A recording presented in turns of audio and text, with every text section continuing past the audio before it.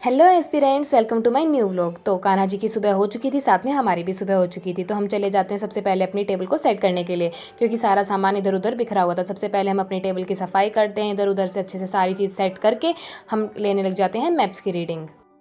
सुबह की शुरुआत है तो कुछ अच्छी लाइनों से शुरुआत की जाए। बस इतना पढ़ लेना, बस इतना पढ़ लेना कि जिस किताब को तुम पढ़ रहे हो भविष्य में उसमें तुम्हारा भी एक चैप्टर लिखा हुआ हो। किसी भी एक्सपीरियंट की लाइफ को अगर हम देखें तो ये लाइन उसकी लाइफ को पूरी अच्छी तरह से एक्सप्लेन करती हैं, क्योंकि अगर कोई इतनी शिद्दत से पढ़ने के लिए बैठता है तो उसके पीछे उसका कोई ना कोई मकसद ज़रूर होता है। सभी अपनी लाइफ में एक टारगेट बना ही लेते हैं। पहले मेरा कोई टारगेट नहीं था, पहले ये था कि हाँ एक अच्छी से सेटल लाइफ जीनी है, पर अब ये हो गया कि एक टारगेट सेट कर लिया, अब उसको अचीव करना ही है। यहाँ हम फर्स्ट फ्लोर कंप्लीट करने के बाद सूर्य देवता को जल अर्पण करने के लिए आ जाते हैं। फिर हम थोड़ी बहुत ताज़ी हवा भी ले लेते हैं, क्योंकि सुबह सुबह का मौसम और विटामिन डी सबसे बेस्ट रहता है। 10-15 मिनट हम ऊपर घूमने के बाद नीचे आ जाते हैं और फिर खाना वगैरह खाने लग जाते हैं, क्योंकि भूख भी बहुत तेज़ लग जाती है। उसके बाद हम अपना नेक्स्ट स्टडी सेशन स्टार्ट कर देते हैं। इस सेशन में हमारा मेन फोकस होगा जो हमारे पिछले 2-3 दिन के अंदर स्किप हो गया था। स्किप इसलिए हो गया था क्योंकि हम चले गए थे थोड़े दिन वृंदावन घूमने के लिए। थोड़े दिन मतलब सिर्फ 2-3 दिन के लिए गए थे, क्योंकि अगर ज़्यादा दिन के लिए जाते तो स्टडी का लॉस होता, इसलिए ज़्यादा लंबी प्लानिंग नहीं की। वृंदावन जाने का मौका छोड़ना भी नहीं था, क्योंकि लगभग 2-3 महीने से मैं कंटिन्यू मम्मी और को बोल रही थी कि मुझे वृंदावन जाना है। तो मुझे आखिरकार ये अपॉर्चुनिटी मिल गई थी, तो मैं इसको मिस नहीं करना चाहती थी। फिर 2-3 दिन के बाद घूमने के बाद हम वापस आ जाते हैं और मैं ऑलमोस्ट अपना सारा जो मेरा पेंडिंग काम था वो मैं ऑलमोस्ट 2 दिन के अंदर अपना ख़त्म कर देती हूँ। जितनी भी क्लास मेरी बाकी थी जो छूट गई थी वो सारी मैं ले लेती हूँ, क्योंकि इतने पीछे वाला काम पूरा नहीं होता, इतने आगे वाला काम करने में भी मज़ा नहीं आता। और एक अच्छी बात ये हो गई थी कि बीच में हो गया था संडे, जिस वजह से कुछ क्लासेस हुई नहीं थी। ऑलमोस्ट सारे टारगेट्स जो हमारे पिछले रह गए थे उन्हें कंप्लीट करने के बाद हम शाम को चले जाते हैं छत पे। यहाँ हम लगा देते हैं जियो का सेशन, क्योंकि जियो भी हमारी थोड़ी पेंडिंग चली हुई थी पर उसको कवर करना था। उसके बाद हम चले जाते हैं बेलगिरी खाने के लिए, क्योंकि मम्मी लाई थी बेलगिरी, और बेलगिरी अच्छी बताते हैं सेहत के लिए भी। सबसे ज़्यादा मज़ा आता है इसको तोड़ने के लिए, जब एकदम से फट से मार के। फिर जब इसको खोल के देखा तो ऊपर एकदम येलो येलो पूरी एकदम पकी हुई थी। यहाँ पे हम बेलगिरी खा ही रहे होते हैं कि तभी आ जाती है मम्मी। हमने पूछा आज ऊपर कैसे, तो मम्मी बोलती है कि आई हैं तेल लगवाने के लिए। पर तब हमारा जियो का ऑलमोस्ट हाफ पेज बाकी रह गया था, तो हम कहते हैं कि बस हाफ पेज करने के बाद आपकी मसाज स्टार्ट कर देंगे। फिर हम कर देते हैं सारी चीज़ साइड में रख के मम्मी की मसाज स्टार्ट। यहाँ मम्मी को आ रहे होते हैं बहुत मजे। उसके बाद हम बना देते हैं मम्मी के बाल। यहाँ बाल बना ही रहे होते हैं कि नीचे से आने लगती है आवाज़। वहाँ आया हुआ था बालियों वाला, और लड्डू जी के लिए लेनी थी नई नई बालियाँ, क्योंकि जो टॉप्स होते हैं वो लड्डू जी तभी गुम कर देते हैं, बिल्कुल भी खुश नहीं है। यहाँ पे लड्डू जी को बालियाँ पहनाई तो लड्डू जी बालियाँ पहन के बिल्कुल खुश हो गए थे। उसके बाद आ रही थी नीचे से बहुत अच्छी अच्छी खुशबू। नीचे जाके देखा तो बन रहे थे गुलगुले, तो गुलगुले खा के हम आ जाते हैं वापस अपने सीट पे।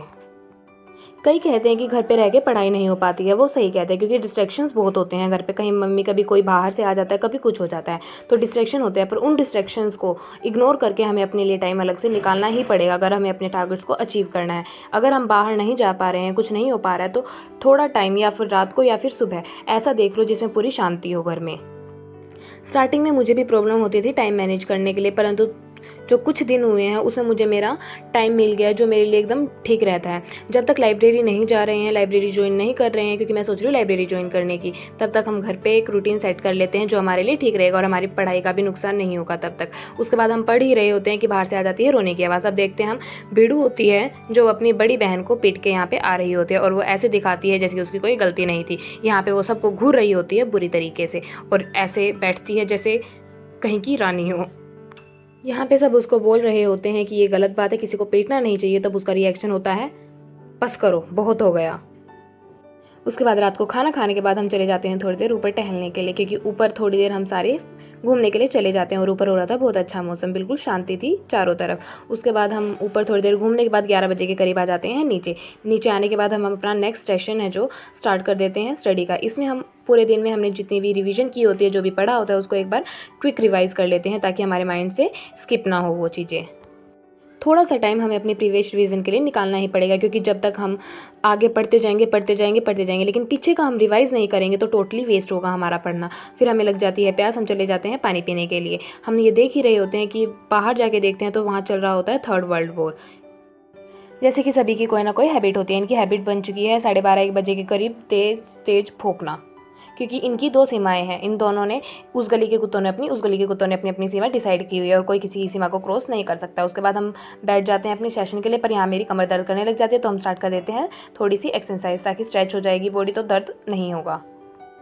पूरा शेड्यूल सही चल रहा होता है, बस शेड्यूल में एक चीज़ की कमी है, वो एक्सरसाइज और योगा के लिए टाइम निकालना पड़ेगा, क्योंकि फिटनेस भी ध्यान में रखनी है। उसके बाद हम चले जाते हैं अपने नेक्स्ट स्लॉट के लिए, जो कि हमारा फाइनल स्लॉट होने वाला होता है। इसमें हम थोड़ी देर इंटरनेशनल अफेयर्स पढ़ लेते हैं, क्योंकि इंटरनेशनल अफेयर्स भी उतनी ज़रूरी है। मैं सोची थी कि जैसे जैसे मेरी जियोग्राफी साथ में चल रही है, उसके साथ साथ मैं थोड़ा स्टैटिक भी साथ में लेके चलूँ, ताकि मुझे आगे जाके ज़्यादा दिक्कत ना हो, क्योंकि ये मेरी अभी बिगनिंग ही है।